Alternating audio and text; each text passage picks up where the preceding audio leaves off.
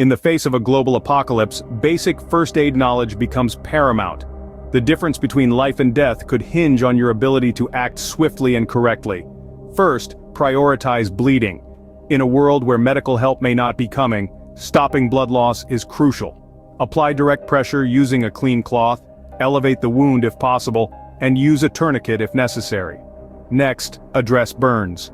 Cool with room temperature water, cover with a sterile cloth to prevent infection and avoid breaking any blisters.